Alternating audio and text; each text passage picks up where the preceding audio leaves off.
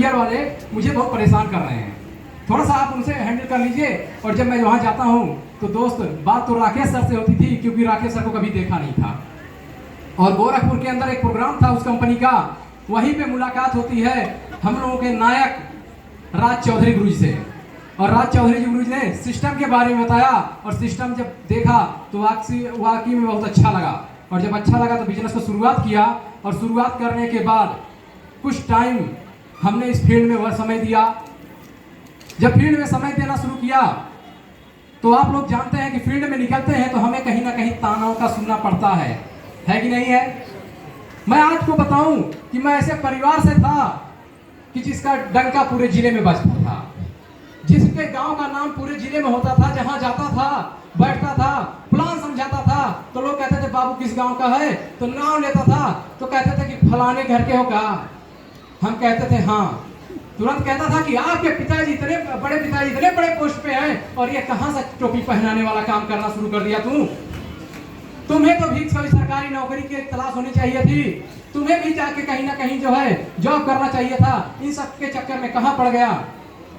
दोस्तों मैं बताऊं तो उस टाइम में मेरा साथ देने के लिए मेरे साथ खड़े थे मिस्टर जितेंद्र सर, क्योंकि मेरे अपलाइन हुआ करते थे।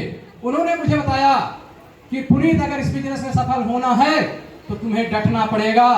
कहने वाले तो कहते रहेंगे, जब तुम्हारे जेब में पैसे भी नहीं होंगे तब भी लोग कहेंगे, और जेब में पैसे रहेंगे तब भी लोग कहेंगे। फैसला तुम्हारा है कि तुम करना क्या चाहते हो। उसी दिन से मैंने दोस्तों सोचा कि आज के बाद कुछ भी हो जाए लेकिन इस बिजनेस के कभी क्विट नहीं करूंगा। और आज दोस्तों बताते हुए बड़ी खुशी हो रही है कि मैं 6 से 8 महीने के अंदर इस बिजनेस से मैंने 8,30,000 की बलेनो कार खरीदी। दोस्तों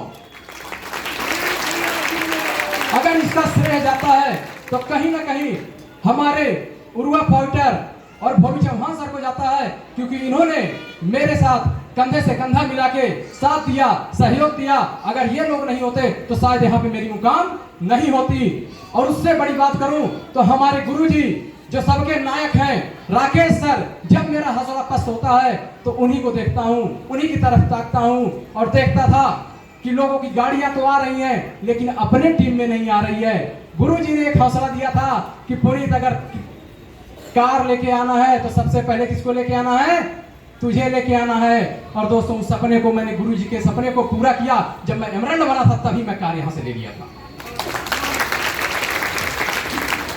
आज बात करूं बिजनेस के अंदर तो उतार और चढ़ाव दोनों टाइम हमने देखे हैं।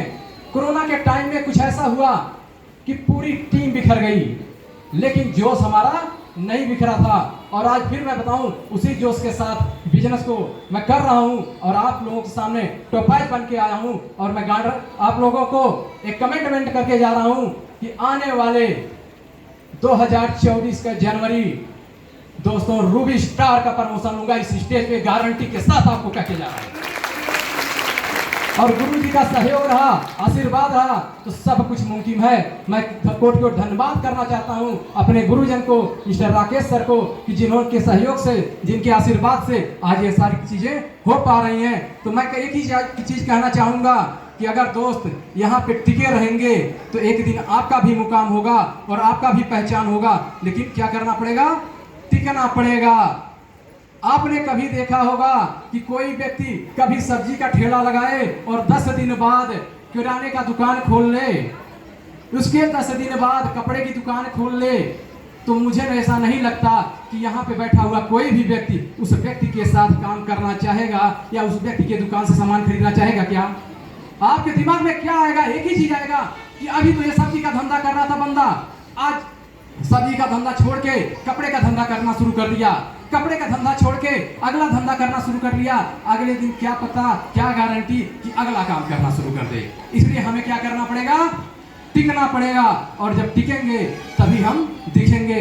इसी के साथ मैं अपनी वाणी को विराम देना चाहता हूँ। थैंक्स, धन्यवाद।